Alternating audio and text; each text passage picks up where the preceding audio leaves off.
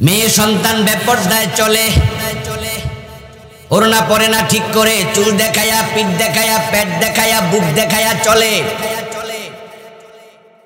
Young পোলাপান দেখলে আরো মাজা ডুলাইয়া হাঁটে, এমন কিছু নারী আছে না নাই?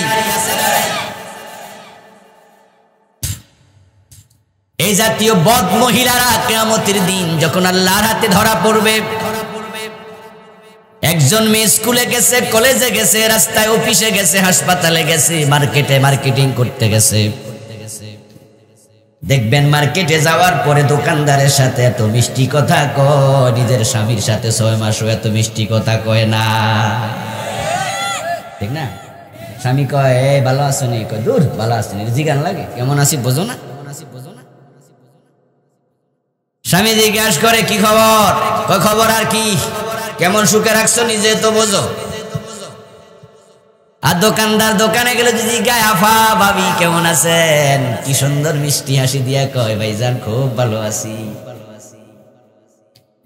স্বামীকে দেখানোর জন্য সাজে না, লিপস্টিক দেয় না, পারফিউম ইউজ করে না, স্বামীকে দেখানোর জন্য নিজে একটু তেল ব্যবহার করে না, শ্যাম্পু ব্যবহার করে না, স্বামীর সামনে সেজে গুজে থাকে না, কিন্তু বাজারে যাওয়ার সময়, অফিসে যাওয়ার সময় আধা ঘন্টা ধরে সাজে এমন মহিলা আছে না নাই? অথচ লিপস্টিক কিনে দিছে কে? এই স্বামীরা কথা কয় না কেন? লিপস্টিক কিনে দিল কে? তো দেখলো কে? ঠিক না? দেখলো রিক্সাওয়ালা, বাজারের লোকেরা, দোকানদারেরা। স্কুলে গেছে, কলেজে গেছে, ক্রস ওড়না গায়ে দিয়া নিজের সৌন্দর্য আরো বৃদ্ধি করেছে, মাথার চুলগুলাকে সিল্কি করে তারপরে চুলগুলো ছেড়ে দিয়া ড্যাং ড্যাং করে হাঁটছে। 1000 পুরুষ তাকাইছে, যতজন লোক নজরে তাকালো ততটা কবিরা গুনাহ হলো। যতজন তাকাইছে সবার একটা করে আলাদা কবিরা গুনাহ। যদি 1000 জন তাকায়, 1000টা আলাদা, একটা একটা করে 1000 কবিরা গুনাহ। আর যে নারীর দিকে তাকাইছে ওই নারীর হবে একাই 1000 কবিরা গুনাহ। হাসরের ময়দানে যখন এই জাতীয় নারীরা ধরা পড়বে, তোমার মাথার চুল তোমাকে সাপ হয়ে কামড়াবে। পুরুষের এক একটা লোলুপ নজর, আন-নাজরু সাহামুন মাসমুম মিন সিহাম ইবলিস। পুরুষ যখন কোন নারীর দিকে শাহওয়াতের নজরে তাকায়, লোলুপ নজরে তাকায়, তখন প্রতিটা নজর শয়তানের বিষ মিশানো তীর হয়ে নারীর গায়ে বিদ্ধ হয়। ও আমার প্রিয় বোন, প্রিয় মা, তোমাকে বলছি শোনো, তোমারকে আল্লাহ সৌন্দর্য দিয়েছে, তুমি ঠোঁটের সৌন্দর্য আরো বাড়াইছ। লিপস্টিক দিয়া যখন পরপুরুষের সামনে হাজির হইয়া কথা বলো, তোমার ঠোঁটের দিকে পরপুরুষ তাকালে তার মনে কি একটা আকর্ষণ তৈরি হয় না? তোমার সুন্দর চেহারার দিকে তাকালে তার মনে কি আকর্ষণ তৈরি হয় না?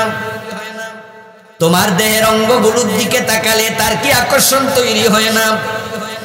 এখন তুমি যদি নিষ্কাবৃত করতা তোমার ঠোঁট, তুমি ডেকে রাখতা মেকআপ করে, তাহলে তোমার গাল কেমন সে দেখতো না, তোমার ঠোঁট কেমন সে দেখতো না, চুল ডেকে রাখলে তোমার চুল কত সুন্দর সে দেখতো না, আকৃষ্ট হতো না, তোমারও কবিরা গুনাহ হতো না।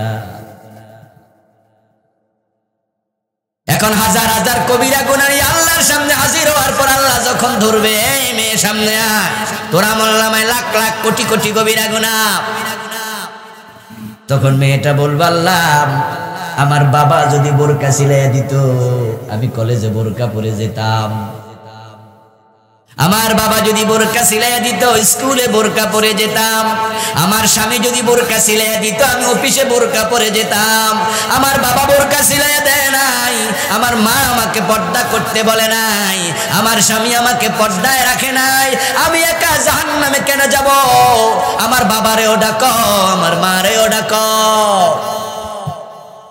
আজকে তোমার আদালতে তাদের বিরুদ্ধে মামলা দিলাম, এই যে আমি বোরকা পরি নাই, দোষ আমার না, দোষ আমার বাবার, তে আমার বাবারে ধরো।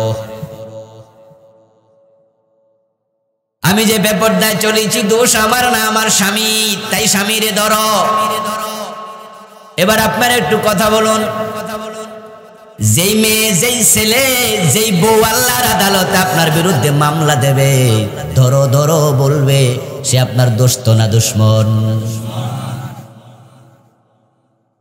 আখিরাতে আল্লাহ তাআলা হাকিম হয়ে প্রকাশিত হবেন, বিচারক হবেন। আমার বন্ধু বিচারক আল্লাহ, সেদিন আপনার সন্তান আপনার বিরুদ্ধে মামলা দিয়ে দেবে, আপনার স্ত্রী আপনার বিরুদ্ধে মামলা দেবে। তারা সেদিন বলবে, রব্বানা আরিনাল্লাযাইনি ইয়াদাল্লানা মিনাল জিন্নি ওয়াল ইনসি নাজআলহুমা তাহতা আকদামিনা লিয়াকুনা মিনাল আসফালিন। ও আমাদের রব, ও আমাদের রব, আমরা অনুসরণ করেছি আমাদের বাবার, আমাদের মায়ের, আমাদের বড় ভাই, আমাদের নেতা, আমাদের পীর, আমাদের বুজুর্গ, তারা আমাদেরকে পথহারা করেছে। ফাদাল্লুনাস সাবিলা, এখন তাদেরকে ডাকো, নাজআলহুমা তাহতা আকদামিনা, আজকে তাদেরকে আমাদের পায়ের নিচে রাখতে চাই। কথাটা আমার না আল্লাহর? আপনার সন্তান এই কথাটা দুনিয়া বলবে না কিয়ামতের দিন। কার সামনে? জোরে বলতে হবে, কার সামনে? এই সন্তান কি দোস্ত না দুশ্মন? পায়ের তলে রাখতে চাই। আমার মা বাবাকে ডাকো, পীর মুরব্বিরে ডাকো, যারা আমাদেরকে পথহারা করছে, মুরিদ হওয়ার কারণে মুশরিক হয়ে গেছে, পীরের কথা শুনে ইসলাম থেকে খারিজ হয়ে গেছে, এমন ভণ্ড পীর বাংলাদেশে আছে না নাই? মুরিদ হওয়ার আগে ভালো ছিল, আরে নামাজ কালাম কম পড়ছে, মাঝে মাঝে গাফলতি করছে, কিন্তু পীরের পায়ে সিজদা দেয় নাই। যে বেটা নামাজ জোহর পড়ছে আসর পড়ে নাই, ও বেটা কাফের হয় নাই, মুশরিক হয় নাই, বেটা ফাসিক হইছে, ঠিক না? গুনাহগার হইছে। কিন্তু যে মুরিদ পীরের পায়ে সিজদা দিছে, এ কি হয়ে গেছে? মুশরিক, ঈমান হারা।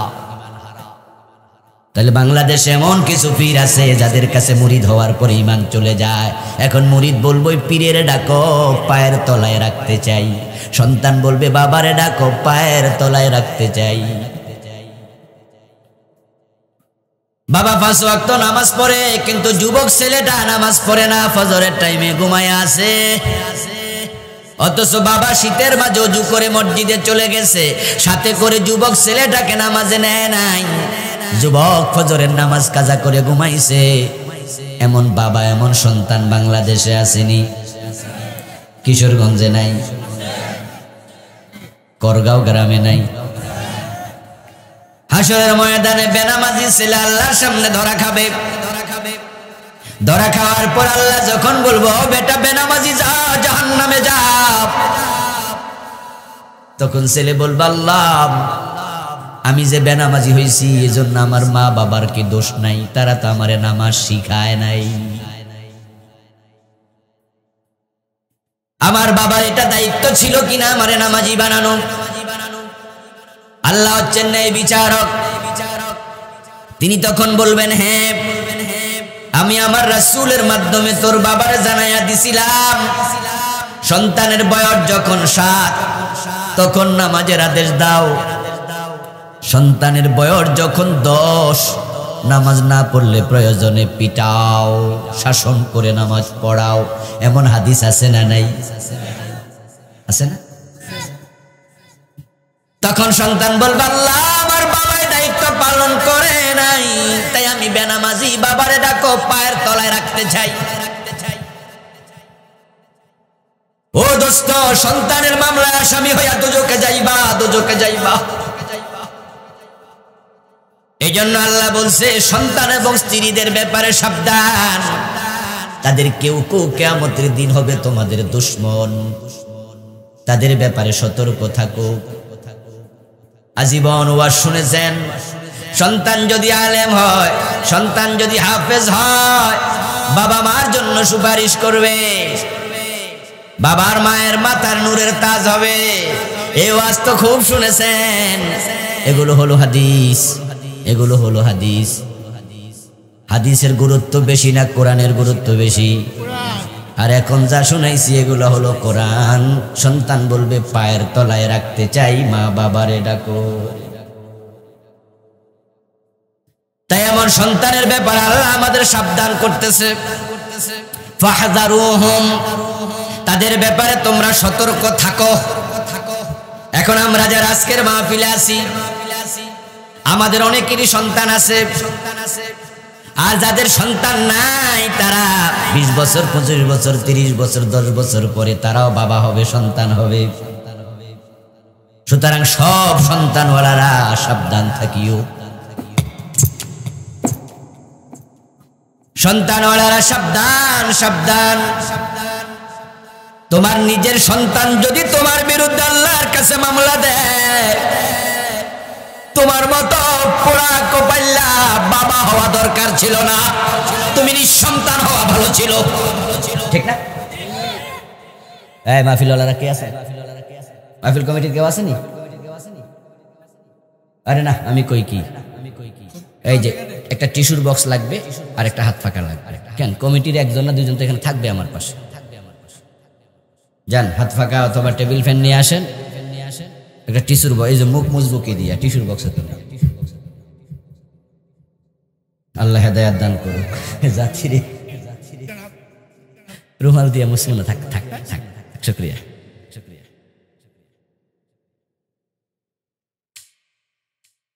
এটা জিকির করুন, লা ইলাহা ইল্লাল্লাহ, লা ইলাহা ইল্লাল্লাহ, লা ইলাহা ইল্লাল্লাহ, লা ইলাহা ইল্লাল্লাহ মুহাম্মাদুর রাসূলুল্লাহ। আমার ভাইয়েরা, যাদের মাথা নাই তাদের ব্যথা নাই। এর মানে যে মানুষ মরে গেছে তার আর কোনোদিন মাথা ব্যথা করবে না। মাথা যদি থাকে ব্যথাও থাকবে। তাই সাবধান, মাথা ব্যথার ওষুধ আছে না নাই? ওষুধ মষুধ খাইয়া সুস্থ থাকেন। সন্তান নাই, মামলাও নাই, ঠিক না? যার যত তালা তার তত জ্বালা। যাদের বিল্ডিং বড় হয় বিয়ার হেরারে খোঁজে, দুধও খেরারে খোঁজে। এত বড় বিল্ডিং বানাইছো, টাকা পাইলা কই? মাঝে মাঝে পয়সাওয়ালা মামলা খাইয়া জেলে থাকে, এমন ঘটনা আছে না নাই? এই যে আমাদের পুরান ঢাকার হাজী সেলিম, পত্রপত্রিকায় দেখেছেন, বর্তমান গভর্নমেন্টের এমপি, নেতা ছিল, কত বড় পাওয়ারফুল ব্যক্তি, কিন্তু টাকা দুদকের মামলা, সরকারের ট্যাক্স নাকি ভালো করে দেয় নাই, সেজন্য জেল হয়ে গেছে। কয় বছর? 10 বছর না কত বছর, 14 বছর। দেখছেন পাবলিক খবর রাখে। এই জন্য মানুষ কয় যত তালা তত জ্বালা, যত তলা তত জ্বালা। মনটা বড় খারাপ, কিন্তু আখিরাতে সন্তানের মামলা খাবে না, এদিক থেকে তারা ভালো।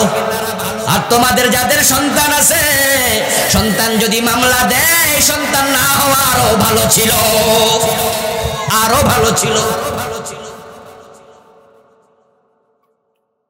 আমার বন্ধু, আমাদের এলাকা তো আপনাদের এলাকা তো ভাই ভাই মাঝে মাঝে বিভিন্ন বিষয় নিয়ে জটক জগ হয়, মারামারি ঝগড়া ফাসাদ হয়, জায়গা জমিন লইয়া, পোলা মাইনে লইয়া, এই ভাই ওই ভাই ঝগড়া টগড়া করে। অনেক সময় জালে জালেও ঝগড়া করে, অনেক সময় ভাই বোনেও ঝগড়া হয়। এখন ঝগড়া যদি হয়, এক জায়গায় দুইটা পাতিল থাকলে মাঝে মাঝে একটু ধাক্কা ধুক্কা লাগেই। স্বামী স্ত্রীর তো মাঝে মাঝে মনোমালিন্য হয়, হয় না? এসব আল্লাহর ওলি, কারোই হয় না মনে হয়। রাসূল সাল্লাল্লাহু আলাইহি ওয়াসাল্লামের মতো মহামানবের সাথে উনার স্ত্রীদের মাঝে মাঝে একটু একটু হইছে। বরং যারা বুখারী পড়ছেন তারা দেখেছেন রাসূলুল্লাহ একদিন স্ত্রীদের সাথে একটু টকজক করে 1 মাসের জন্য বাড়ি থেকে বাইরে গেছে। এটার নাম হলো ইলাহ। আল্লাহর হাবিব মসজিদের কুঠুরিতে ছিলেন 1 মাস, ঘরে আসেনি নাই। 29 দিন যাওয়ার পরে রাসূল ঘরে গেলেন 30তম দিবসে। যাওয়ার সময় কয়ে গেছে, আল্লাহর কসম আমি 1 মাস তোর লগে কথা কমু না, আসমু না, ঘরের তেজা গেলাম। 29 দিন যাওয়ার পরে 30তম দিনে যখন রাসূলুল্লাহ ঘরে গেলেন, মা আয়েশা কয়, হুজুর আরো একদিন তো বাকি আছে। আরে কথা কয় না ভাইয়া। মা আয়েশা কয় কি হুজুর, আপনি না কইছেন 1 মাস আইবেন না, তো একদিন রইছে। তখন আল্লাহর হাবিব বলে, আরবি মাস 29 দিনও হয়। দেখেন রাসূলের স্ত্রীরা বাড়িতে বৈশা দিন গুনতাছে। এত ভালো স্বামী, এত প্রেমময় স্বামী, একটু মনে কষ্ট দিয়ে দিছি তাই রাগ করছে।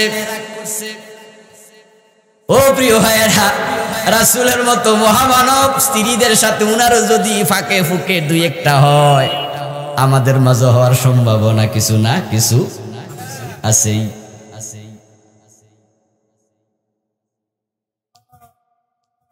কি জানি বলছিলাম, প্রসঙ্গ কি ছিল?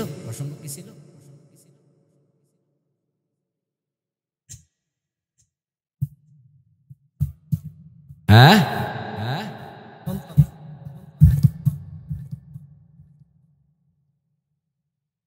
ও ঝগড়া ফাসাদ। ঝগড়া ফাসাদ ভাইয়ে ভাইয়ে হয়, বনে বনে হয়, জালে জালে হয়, এটা থেকে ওখানে গেছে। এই তো শ্রোতারা যদি ভুলে যায় কেমন, বক্তা তো মাঝে মাঝে ভুলতেও পারে, একটু একটু হতে পারে। কিন্তু বলুন তো, আপনার স্ত্রীর সাথে আপনার ঘরে একটু মনোমালিন্য হলো, আপনার স্ত্রী যদি থানায় গিয়ে মামলা দেয়, কেমন লাগবে? কেমন লাগবে বলেন তো? আচ্ছা, আপনার ভাইয়ের সাথে আপনার ভাইয়ের একটু হালকা ঝগড়া টগড়া হয়েছে, ভাই ডাইরেক্ট থানায় গিয়ে দিছে মামলা, কেমন লাগবে? এলাকার মানুষ শুনলে কি কইব? আই হাই, তুই কি করলি? এই বেটা তুই বড় ভাইয়ের বিরুদ্ধে মামলা দিলি। এলাকার মেম্বার সাহেব শুনলে বলবে, হাত পাকা কই, একটা হাত পাকা আনেন না, গরম লাগতেছে। হ্যাঁ, তুই কি করলি? তোর বড় ভাইয়ের বিরুদ্ধে মামলা দিলি, কামটা তুই কি করলি? আমি মেম্বার, আমারে কইতে পারলি না? কয় না। আরে আমি তো বা এলাকার মুরব্বী, বাড়ির মুরব্বী, তুই বড় ভাইয়ের বিরুদ্ধে থানায় গিয়ে মামলা দিয়ে দিলি, কামটা কি করলি? স্বামীর বিরুদ্ধে মামলা দিয়ে দিল বউ, এখন বউয়ের বাপ শুনা শ্বশুর কয় তুই জামাইয়ের বিরুদ্ধে মামলা দিলি, কামটা কি করলি? আপনাদের কাছ থেকে একটু জবাব চাই, যে বউ স্বামীর বিরুদ্ধে মামলা দেয়, যে ভাই ভাইয়ের বিরুদ্ধে মামলা দেয়, এই ভাইয়ের সাথে বন্ধুত্ব থাকে না, দুশ্মনী তৈরি হয়। কথা কয় না কেন ভাইরা? দুশ্মনী তৈরি হবে কিনা, সম্পর্ক কমবে কিনা? এবার আপনার সন্তান যদি আল্লাহর আদালতে মামলা দেয়, খবর হবে কি? হাসরের ময়দানে স্ত্রী স্বামীর বিরুদ্ধে মামলা দেবে, সন্তান বাবার বিরুদ্ধে মামলা দেবে।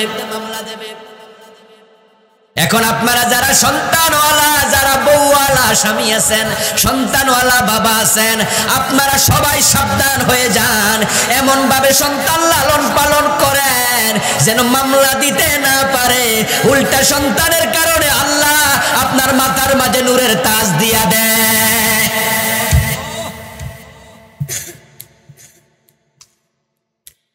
ও ভাই আমার, কোন সন্তান মামলা দেবে? জান্নাতি সন্তান। জাহান্নামী সন্তান কেন মামলা দেবে? কোন বউ স্বামীর বিরুদ্ধে মামলা দেবে? জান্নাতি বউ। যেই বউ স্বামীর বিরুদ্ধে মামলা দেবে, আপনি নিশ্চিত থাকেন সে জাহান্নামী।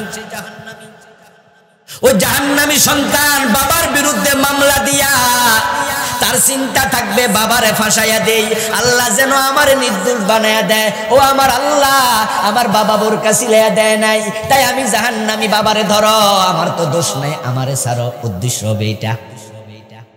আমার বাবা আমার ফজরের নামাজে সাথে করে নেয় নাই, তো আমি বেনামাজি ছিলাম, আমার দোষ কি? বাবার দোষ। বাবারে ধরো, আমারে ছাড়ো। স্বামীর দোষ দিয়া বলবে, ও আল্লাহ, আমার স্বামী আমারে নামাজি বানায় নাই, বোরকা সিলাইয়া দেয় নাই, বরং আমারে মোটর সাইকেলের পিছনে বসাইয়া সুন্দর করে সাজাইয়া এলাকা ঘুরছে। কমিউনিটি সেন্টারে বিয়া খাইতে যাওয়ার সময় বউডারে সাজাইয়া গুজাইয়া সাথে নিয়ে যায়। এমন স্বামী আছে না নাই? তুমি স্বামী, আখেরাতে হবে আসামি। বউকে বললাম আমারে ছেড়ে দেন, স্বামীরে ধরেন। এগুলো হলো জাহান্নামী বউ, জাহান্নামী সন্তান। আর জান্নাতি সন্তান কি করবে? কি করবে? কি করবে? সন্তান যখন জান্নাতের অনুমতি পাবে, তখন পরিবারের লোকদের জন্য সে সুপারিশ করবে, সুপারিশ করবে, আল্লাহ আমি জালেম হইছি, ও আল্লাহ, আমি যে কোরআন হাদিস পড়ছি, আমি যে আমল করছি, তুমি আমার উপর। আল্লাহ তাআলা সূরাতুত তাগাবুনের 14 নম্বর আয়াতে বলছেন, ইয়া আইয়ুহাল্লাযীনা আমানু, ও ঈমানদারেরা, ইন্না মিন আজওয়াজিকুম ওয়া আওলাদিকুম আদুওয়াল লাকুম, নিশ্চয় তোমাদের কারো কারো স্ত্রী, কারো কারো সন্তান তোমাদের দুশমন। নাউযুবিল্লাহ। অথচ আমরা জানি এই জমিনে আমাদের সবচেয়ে আপন হলো আমাদের মা বাবা, ছেলে সন্তান, স্ত্রী, ঠিক না? বুড়া মানুষরা জি কয় না, বললো গে মারামারি চলছে নাকি বাড়ি? বউ আপন না, বউয়ের চেয়ে আপন দুনিয়াতে আর কে আছে? হুন্না লিবাসুল লাকুম ওয়া আনতুম লিবাসুল লাহুন্না। আল্লাহ স্ত্রীদেরকে বলেছে তারা তোমাদের পোশাকের মতো। আপনার দেহের সাথে আপনার পোশাক যেমন লেগে আছে, আপনার স্ত্রীও আপনার জীবনের সাথে এভাবে লেগে আছে। তাই একজন মানুষের কাছে তার স্ত্রী, তার সন্তান সবচেয়ে আপন থাকে। নিজের জীবনে যত পরিশ্রম করে, ঘাম জড়াইয়া, গায়ের রক্ত পানি করে টাকা পয়সা কামাইয়া নিজের সন্তান, নিজের স্ত্রীদের খাওয়ায়, অথচ আল্লাহ বলছেন এই সন্তান এবং স্ত্রী তোমাদের কারো কারো দুশমনি করবে, শত্রুতা করবে। ফাহযারুহুম, সুতরাং তাদের ব্যাপারে তোমরা সতর্ক থাকিও। সন্তান এবং স্ত্রী তারা দুশমনি করবে কোন দিন? সূরার নাম তাগাবুন। তাগাবুন শব্দের অর্থ হলো ধোঁকার দিবস, ইয়াউমুল কিয়ামা, কিয়ামতের দিন। কিয়ামতের দিবসের অনেকগুলো নাম আছে। ইয়াউমুল কিয়ামা, ইয়াউমুল হাশর, ইয়াউমুল হিসাব, ইয়াউমুদ্দিন, ইয়াউমুত তাগাবুন, বিভিন্ন নাম। কিয়ামতের দিবসের অনেক নামের মাঝে এটা একটা নাম। তাগাবুন শব্দের অর্থ হলো ধোঁকাবাজি করা, প্রতারণা করা। কিয়ামতের দিনকে এই জন্য ইয়াউমুত তাগাবুন বলে। সেদিন মানুষ একজন আরেকজনকে ফাঁসাইয়া দিয়া আল্লাহর কাছ থেকে নাজাত চাইবে। আল্লাহ যখন মুরিদরে ধরবে, এই মিয়া মুরিদ, শিরিক করছো কেন? তখন মুরিদ বলবে, আল্লাহ আমার দোষ নাই, আপনি ফিরে ধরেন। হে আমারে কইছে পায়ে সেজদা দিলে অসুবিধা নাই। এবার আল্লাহ ফিরকে ধরবেন, ও ফির, তোমার পায়ে মানুষ সেজদা করছে, নজর নেয়ামত নিয়ে আইছে, এই যে লোকগুলো শিরিক করছে, তুমি কি করছো? ফির বলবে, আল্লাহ আমার কি দোষ, আমি তো মরে গেছি, ওরা আমার কবরে মানত করছে, আমি তো আর তখন দেখি নাই।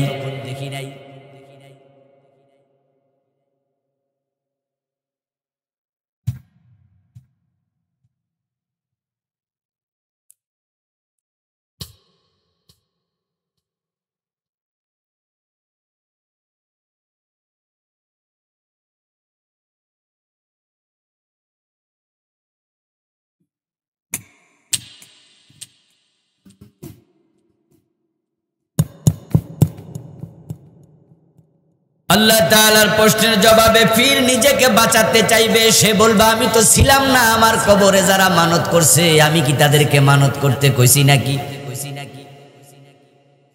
পীরের নামে মানত করা শিরিক হয়। ওরা যে শিরিক করছে আমি তো শিরিক করতে বলি নাই, বরং আল্লাহ আমার কবরের উপর তুমি তো নিজেই সাক্ষী, লাল শালু বিছানো ছিল। লাল চিহ্ন যখন কোথাও দেখা যায় তখন মানুষকে বুঝানো হয়, কাছে আসো না দূরে সরো। কথা বলেন না কেন? যেটা জানেন সেটা কোন। লাল চিহ্ন দেখলে কাছে আসে না দূরে যায়? এই জন্য রাস্তায় যখন রেড লাইট জ্বলে, লাল বাতি জ্বলে, তখন ড্রাইভার সামনে আগায় না, থেমে যায়। মহিলাদের যখন হায়েজ হয়, স্বামী কাছে যায় না, দূরে থাকে। লাল মানে দূরে থাকো। এই জন্য বিভিন্ন ডেঞ্জার জোনে লাল বাতি জ্বলে, লাল পতাকা চলে। সমুদ্রে যখন বিপদ সংকেত থাকে, 9 নাম্বার, 10 নাম্বার, 8 নাম্বার, উপকূলে লাল পতাকা লাগাইয়া দেয়। লাল মানে দূরে যাও, কাছে আইও না। ফির বলবে আল্লাহ, তারা আমার মাজার আইছে কেন? মাজারের মাঝে লাল শালু আছে না নাই? তো দোষ কি আমার নি? হেরা মানত করছে, ওদের দোষ। লাল শালুর পরেও তারা আমার মাজার আইসা সেজদা দিছে, আমার দোষ কেন? তাদের ধরেন। আল্লাহ যখন কর্মীরে ডাকবে, ও কর্মী অমুক দল করছো, নেতার কথা শুইনা মানুষের মাথায় বাড়ি দিছো। তোমার অফিসার তোমারে কইছে বিনা দোষে তোমার বাবার বয়সী মুরব্বীর দাড়ি সাইপা ধরে টানছো, বিনা দোষে বুকের মাঝে গুলি করছো। এ জুলুম কেন করছো? সামনে আসো। তখন ওই বেটা বলবে, কর্মী বলবে, অধীনস্থ নেতা অফিসার বলবে, আল্লাহ আমার দোষ দিয়েন না, আমারে নেতা কইছে, নেতারে ধরেন। ইন্না তানা সাদাতানা ওয়া কুবারানা ফাদাল্লুনা সাবিলা। আমি বানায় কইতেছি না, এগুলো কোরআনের আয়াত। ও আল্লাহ, আমাদের নেতাদেরকে অনুসরণ করছি, ফিরকে অনুসরণ করছি, মুরব্বির কথা শুনছি। ফাদাল্লুনা সাবিলা, তারা আমাদের পথ হারা করছে। এই নেতা আমার কইছে যাও ওর মাথায় বাড়ি দে, আমি বাড়ি দিয়ে দিছি। নেতার কথা শুনে অন্য দলের কর্মীরে ফিটা, এমন কিছু নেতা আছে না নাই? কর্মী আছে না নাই? নেতা কইছে মাইট দে, দিছে মাইট। অফিসার কইছে গুলি মার, মারছে গুলি। ও ভাই, অফিসার গুলি মারতে কইছে, তুমি গুলিটা যদি সামান্য একটু উপরের দিকে মারতা, তাহলে পাবলিকের গায়ে পড়তো না, গুলিটা তো আসমানে চলে যাইতো, মানুষ বাইসা যাইতো। অফিসাররাও কইতে পারতা, স্যার দেখেন 5টা গুলি করছে, আপনি কইছেন করতে, একটাও কম করি নাই, চাকরিও থাকতো, মানুষও বাঁচতো। তোরে বুকে গুলি করতে কইছে কেডা বেটা? তুই শুনলি কেন? আল্লাহ বলবে তুই কেন শুনলি? সে বলবে অফিসারের কথা শুনছি। ফাদাল্লুনা সাবিলা, ওই নেতা, ওই ফির, ওই অফিসার আমাকে পথহারা করছে, আমার দোষ নাই। ফাতিহিম দিফাইন মিনাল আযাব, ও আমার রব, এখন যে শাস্তি দেবেন আপনি, এটা হেরে 2 গুণ দেন। হেরটা তো দিবেনই, আমারটাও হেরে দেন। কথা বুঝেন? এই জন্য এটার নাম ইয়াউমুত তাগাবুন। এবার আল্লাহ কর্মী নেতারে বলবো, ও নেতা, তুমি কেন গুলি করতে কইছো? ও মিয়া বড় নেতা, তুমি তার মাথায় বাড়ি দিতে কেন কইছো? তখন নেতা বলবে, আল্লাহ দেখেন, হে নিজের স্বার্থে গুলি করছে, আজকে আমার দোষ দেয়। আমি যে দলের নেতা ছিলাম, আমি তার গলায় গামছা বাইন্দা তারে আমি কর্মী বানাইছি না, নিজে হইছে। কথা কয় না ভাই? নেতা কি গলার ধরে কর্মী বানাইছে? গামছা দিয়ে বাইন্দা আনছে, কর্মীও নিজে হইছে। হে স্বার্থ ছিল, আমার পিছনে হাঁটলে মাসে 5,000 10,000 মায়না পাইছে, 30,000 50,000 ঘোষ খাইছে। এই দলের কর্মী হলে টেন্ডারবাজি করা যাবে, বিভিন্ন রাস্তায় কন্ট্রাক্টারি কইরা কোটি কোটি টাকা লুট করা যাবে। দুনিয়ার স্বার্থে সে আমার দল করেছে। ওয়াল্লাহি আমার দোষ দেখে হেরে ধরো। বুঝেননি কথা? তখন আল্লাহ আবার কি বলবে? আল্লাহ জবাবে বলবে, লিকুল্লি দিফ।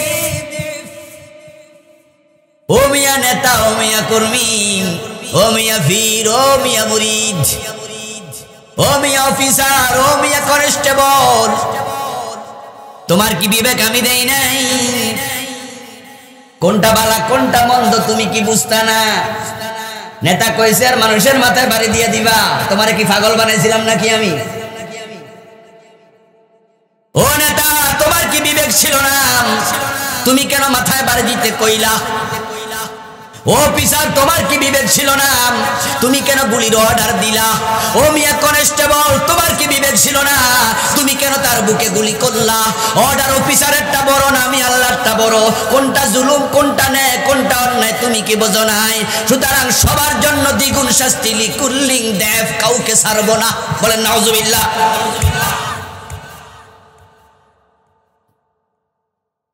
সেদিন একে অন্যের দোষ দিয়া বাঁচতে চাইবে,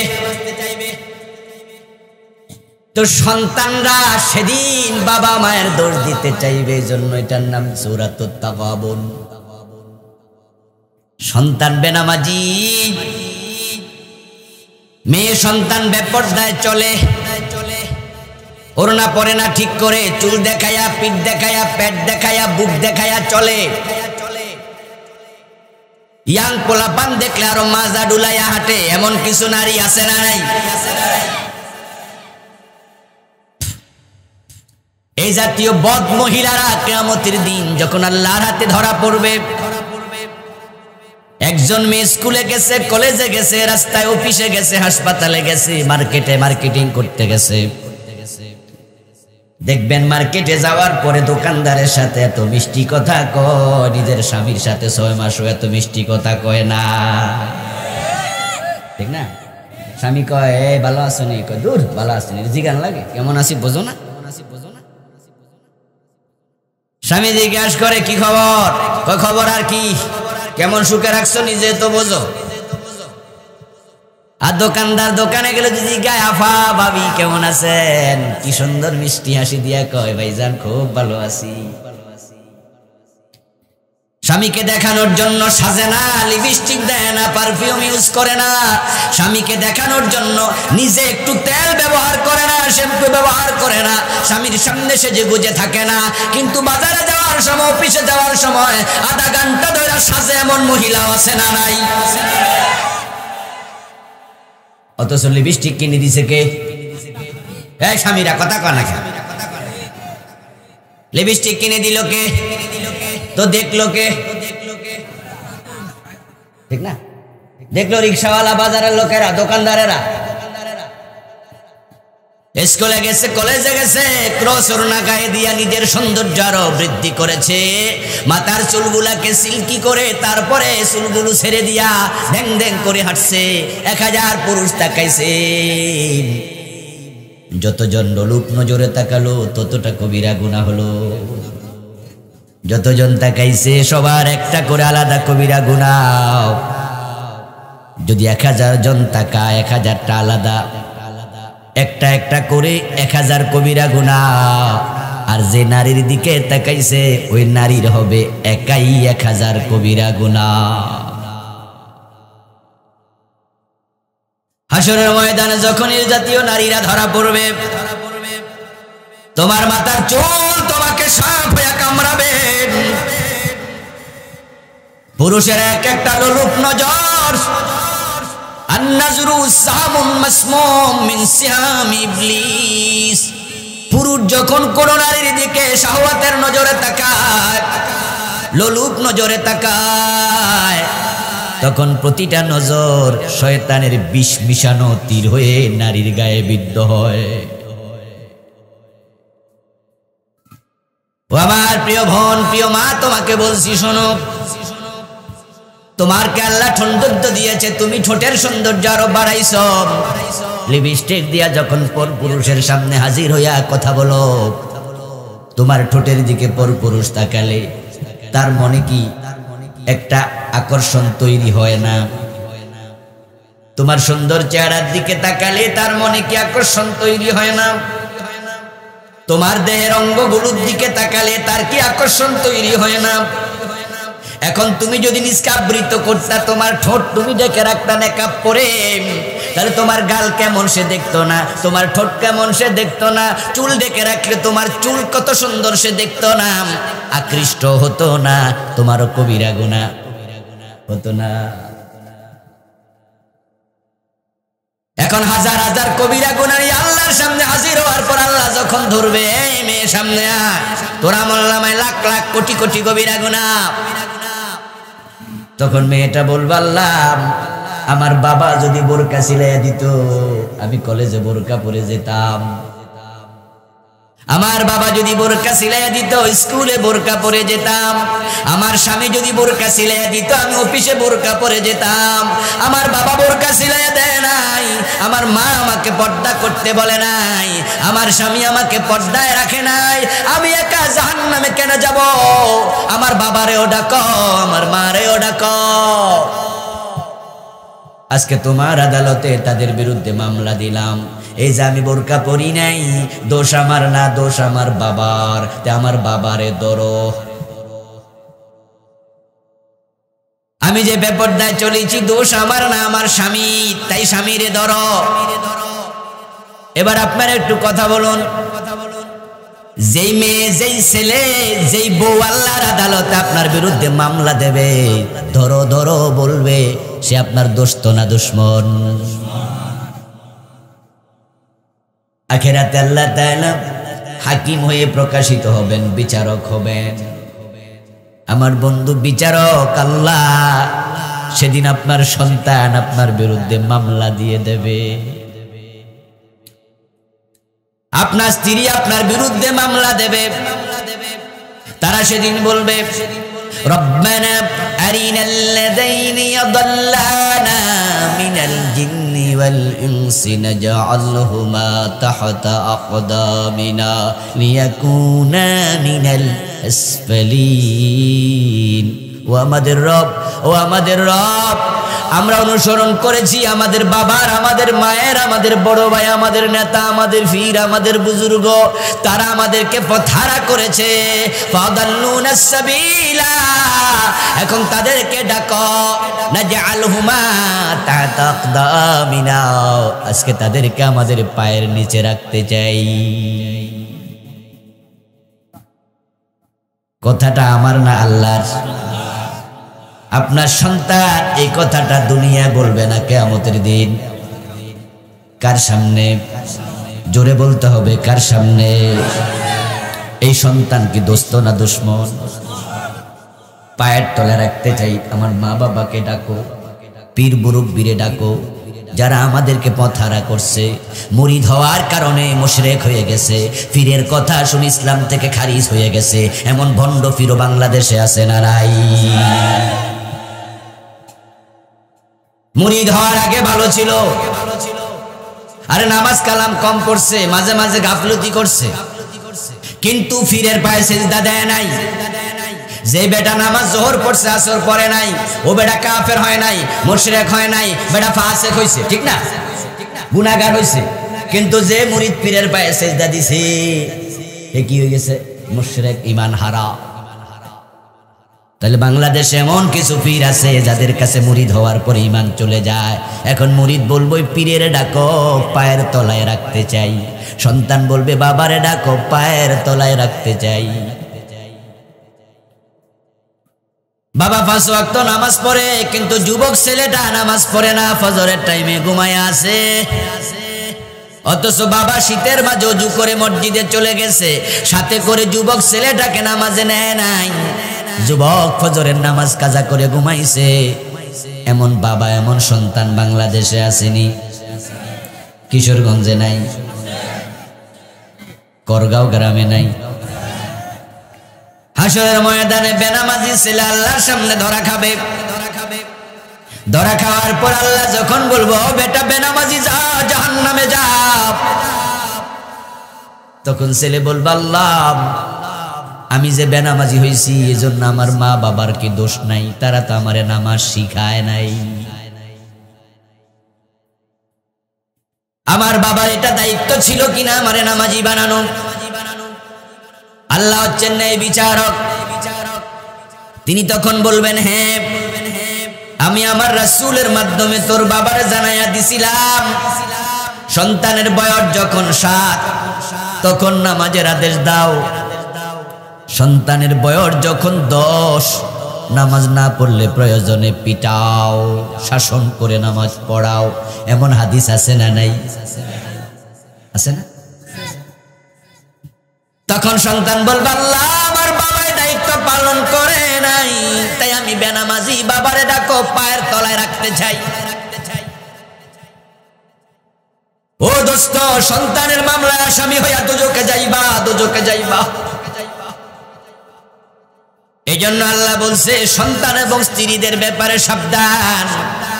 তাদের কেউ কেউ কিয়ামতের দিন হবে তোমাদের দুশমন, তাদের ব্যাপারে সতর্ক থাকো।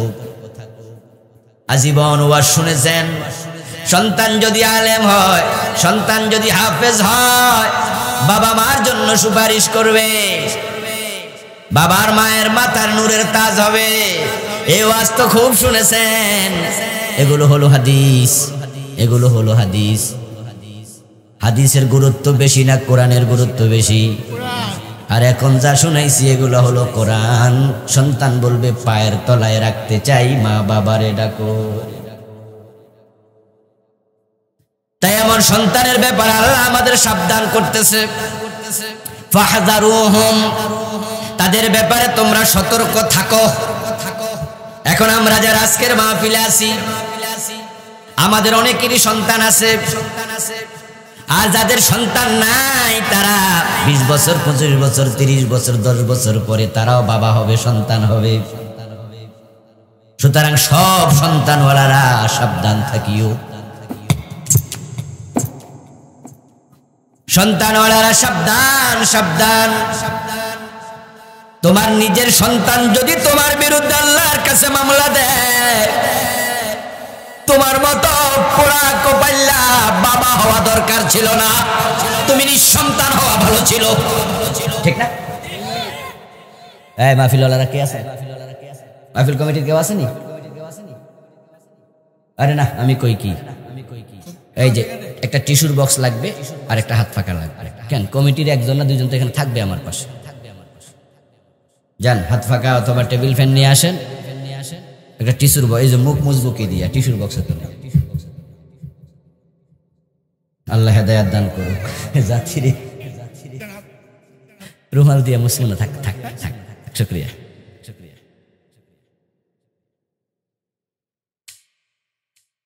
এটা জিকির করুন, লা ইলাহা ইল্লাল্লাহ, লা ইলাহা ইল্লাল্লাহ, লা ইলাহা ইল্লাল্লাহ, লা ইলাহা ইল্লাল্লাহ মুহাম্মাদুর রাসূলুল্লাহ।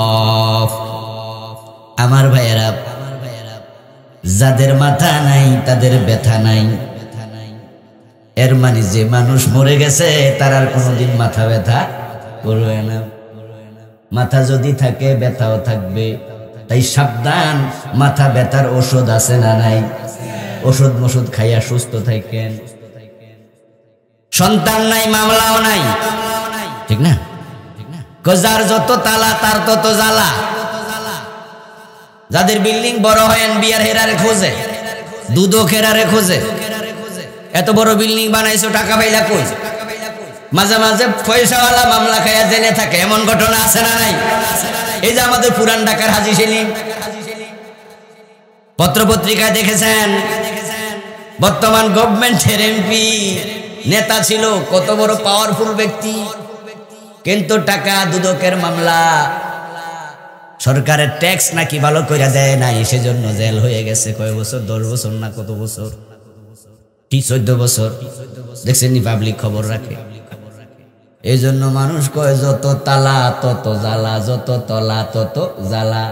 মনটা বড় খারাপ, কিন্তু আখেরাতে সন্তানের মামলা খাবে না, এদিক থেকে তারা ভালো। আর তোমাদের যাদের সন্তান আছে, সন্তান যদি মামলা দেয়, সন্তান না হওয়া আরো ভালো ছিল, আরো ভালো ছিল। আমার বন্ধু, আমাদের এলাকা তো আপনাদের এলাকা তো ভাই ভাই মাঝে মাঝে বিভিন্ন বিষয় নিয়ে জটক জগ হয়, মারামারি ঝগড়া ফাসাদ হয়, জায়গা জমিন লইয়া, পোলা মাইনে লইয়া, এই ভাই ওই ভাই ঝগড়া টগড়া করে। অনেক সময় জালে জালেও ঝগড়া করে, অনেক সময় ভাই বোনেও ঝগড়া হয়। এখন ঝগড়া যদি হয়, এক জায়গায় দুইটা পাতিল থাকলে মাঝে মাঝে একটু ধাক্কা ধুক্কা লাগেই। স্বামী স্ত্রীর তো মাঝে মাঝে মনোমালিন্য হয়, হয় না? এসব আল্লাহর ওলি, কারোই হয় না মনে হয়। রাসূল সাল্লাল্লাহু আলাইহি ওয়াসাল্লামের মতো মহামানবের সাথে উনার স্ত্রীদের মাঝে মাঝে একটু একটু হইছে। বরং যারা বুখারী পড়ছেন তারা দেখেছেন রাসূলুল্লাহ একদিন স্ত্রীদের সাথে একটু টকজক করে 1 মাসের জন্য বাড়ি থেকে বাইরে গেছে। এটার নাম হলো ইলাহ। আল্লাহর হাবিব মসজিদের কুঠুরিতে ছিলেন 1 মাস, ঘরে আসেনি নাই। 29 দিন যাওয়ার পরে রাসূল ঘরে গেলেন 30তম দিবসে। যাওয়ার সময় কয়ে গেছে, আল্লাহর কসম আমি 1 মাস তোরার লগে কথা কমু না, আসমু না, ঘরের তেজা গেলাম। 29 দিন যাওয়ার পরে 30তম দিনে যখন রাসূলুল্লাহ ঘরে গেলেন, মা আয়েশা কয়, হুজুর আরো একদিন তো বাকি আছে। আরে কথা কয় না ভাইয়া। মা আয়েশা কয় কি, হুজুর আপনি না কইছেন 1 মাস আইবেন না, তো একদিন রইছে। তখন আল্লাহর হাবিব বলে, আরবি মাস 29 দিনও হয়। দেখেন রাসূলের স্ত্রীরা বাড়িতে বৈশা দিন গুনতাছে। এত ভালো স্বামী, এত প্রেমময় স্বামী, একটু মনে কষ্ট দিয়ে দিছি তাই রাগ করছে। ও প্রিয় ভাইয়েরা, রাসূলের মতো মহামানব স্ত্রীদের সাথে উনারও যদি ফাঁকে ফুকে 2-1টা হয়, আমাদের মাঝে হওয়ার সম্ভাবনা কিছু না কিছু আছেই।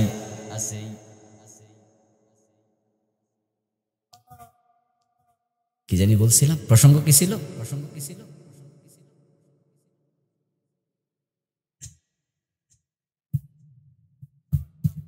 হ্যাঁ,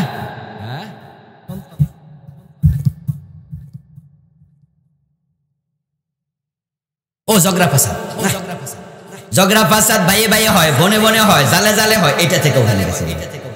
এই তো শ্রোতারা যদি ভুলে যায় কেমন, বক্তা তো মাঝে মাঝে ভুলতেও পারে,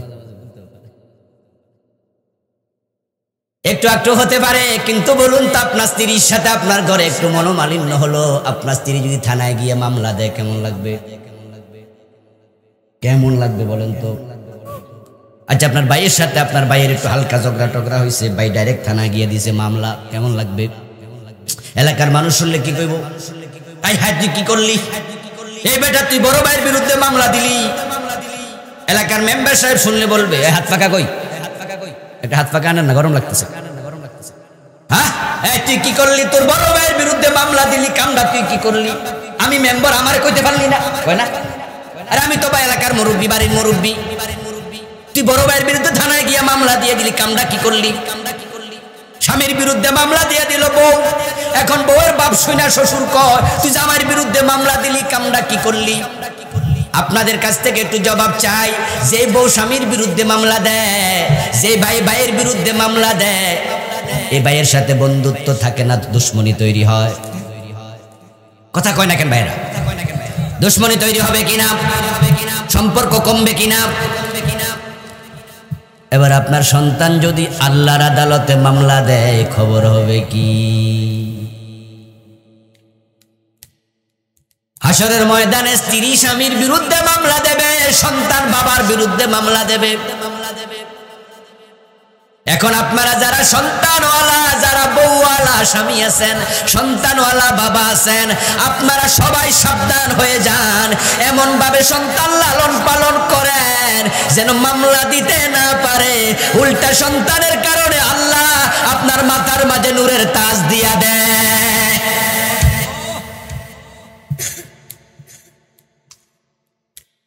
ও ভাই আমার, কোন সন্তান মামলা দেবে? জান্নাতি সন্তান। জাহান্নামী সন্তান কেন মামলা দেবে? কোন বউ স্বামীর বিরুদ্ধে মামলা দেবে? জান্নাতি বউ।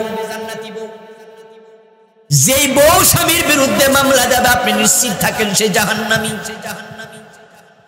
ওই জাহান্নামী সন্তান বাবার বিরুদ্ধে মামলা দিয়া তার চিন্তা থাকবে, বাবারে ফাঁসাইয়া দেই, আল্লাহ যেন আমারে নির্দোষ বানায়া দেয়। ও আমার আল্লাহ, আমার বাবা বোরকা সিলাইয়া দেয় নাই, তাই আমি জাহান্নামী, বাবারে ধরো, আমার তো দোষ নাই, আমারে ছাড়ো। উদ্দেশ্য হবে এটা। আমার বাবা আমার ফজরের নামাজে সাথে করে নেয় নাই, তো আমি বেনামাজি ছিলাম। আমার দোষ কি বাবার দোষ? বাবারে ধরো, আমারে ছাড়ো। স্বামীর দোষ দিয়া বলবে, ও আল্লাহ আমার স্বামী আমারে নামাজি বানায় নাই, বোরকা সিলাইয়া দেয় নাই, বরং আমারে মোটর সাইকেলের পিছনে বসাইয়া সুন্দর করে সাজাইয়া এলাকা ঘুরছে। কমিউনিটি সেন্টারে বিয়া খাইতে যাওয়ার সময় বউডারে সাজাইয়া গুজাইয়া সাথে নিয়ে যায়। এমন স্বামী আছে না নাই? তুমি স্বামী, আখেরাতে হবে আসামি। বউকে বললাম আমারে ছেড়ে দেন, স্বামীরে ধরেন। এগুলো হলো জাহান্নামী বউ, জাহান্নামী সন্তান। আর জান্নাতি সন্তান কি করবে? কি করবে? কি করবে? সন্তান যখন জান্নাতের অনুমতি পাবে তখন পরিবারের লোকদের জন্য সে সুপারিশ করবে, সুপারিশ করবে, আল্লাহ আমি জালেম হইছি, ও আল্লাহ আমি যে কোরআন হাদিস পড়ছি, আমি যে আমল করছি, তুমি আমার উপর খুশি, আমি তোমার বন্দিগি করে জীবন কাটাইছি, গোলামি করছি, তাই ডান হাতে আমলনামাটা দিছো, আমার তুমি আজকে জান্নাতের অনুমতি দিছ। ও আমার রব, আমার একটু কথা আছে। ক্লাসে যে ছাত্র রোল নাম্বার 1 হয়, ওই ছাত্রের প্রতি শিক্ষকদের ভালোবাসা একটু কম থাকে না বেশি?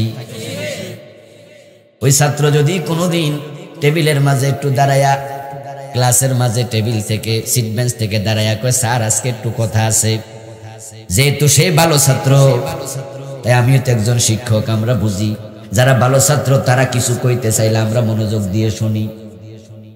আর যেগুলা লেখাপড়া পারে না এগুলো যদি কয় স্যার কথা আছে, কই তুই পরে কইস, থাম। ঠিক কিনা? ঠিক কিনা? কারণ হে ডিস্টার্ব করতেছে, এর কথা মানে হলো হে সময় নষ্ট করবে, হে ডিস্টার্ব। তুই সব যারা ভালো ছাত্র তাদেরকে টিচার গুরুত্ব দেয়। যে ডান হাতে আমলনামা পাইছে আল্লাহর জান্নাতের মেহমান হয়ে গেছে, আল্লাহর কাছে সে কথা বলতে চাইবে, আল্লাহ বলবে তখন বলো তুমি কি বলতে চাও। আপনার সন্তান তখন বলবে, আল্লাহ আজকে যে আমি আলেম, আজকে যে আমি ভালো আমলকারী হয়েছি, আমার বাবা যদি আমার মাদ্রাসায় না দিত আমি আলেম হতে পারতাম না। ছোটকালে আমার মা যদি নামাজ না শিখাইতো আমি নামাজি হতে পারতাম না।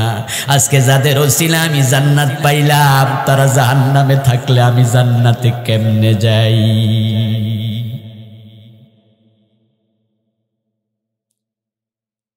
ও আমার রব, আমার বাবা আমার মা, তাদেরকে আমার সাথে তুমি দেও।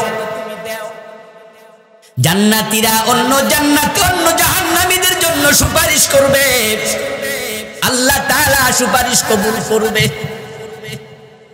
ও প্রিয় ভাই, সন্তান আলেম, সন্তান জান্নাতি, সন্তান ভালো আমলকারী। হাসরের ময়দানে প্রিয় নবী বলেন, মান কারাল কোরআন ওয়া আমিলা বিমা ফি উলবিসা ওয়ালিদাহু ইয়াউমাল কিয়ামাতি তাজা দাউহু হাসানু মিন দুদাউই শামস। আপনার একজন সন্তান আলেম হইছে, কোরআনের হাফেজ হইছে, কোরআন আমল করা আলেম হইছে, আল্লাহ হাফেজ সন্তানের কারণে তার বাবার উপর খুশি হইয়া কিয়ামতের দিন তার বাবার মাথার মাঝে এমন নূরের তাজ দেবে, মায়ের মাথার মাঝে দেবে যে নূরের টুপির উজ্জ্বলতা সূর্যের চেয়ে বেশি হবে। এমন সন্তান বানান যেগুলো সুপারিশ করে জান্নাতে নেবে, যেগুলো রুসিলা আপনার মাথার মাঝে নূরের তাজ আসবে। এমন সন্তান বানায়েন না যেগুলো মামলা করবে। এবার এখানে বসে বসে আজকে ভাবেন, আরে কার কবর কেমন হবে, কার হাসর কেমন হবে, এটার জন্য মরা দরকার নাই, এটার জন্য মরা দরকার নাই।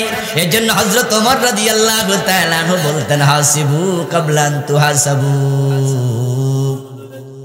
ও দুনিয়ার মানুষেরা, আল্লাহর কাছে হিসাব দেওয়ার আগে চোখ বন্ধ করে একবার নিজের হিসাব নিজে করো, তাহলে নিজে বুঝবে তোমার আখিরাত কেমন হবে। আপনাদের সবার সন্তান আছে এখানে, যারা আমরা মুরব্বী আছি, আপনি একটু চোখ বন্ধ করে ভাবেন তো, আপনার মেয়েটা জান্নাতি মেয়ে না জাহান্নামী? আপনার ছেলেটা জান্নাতি না জাহান্নামী?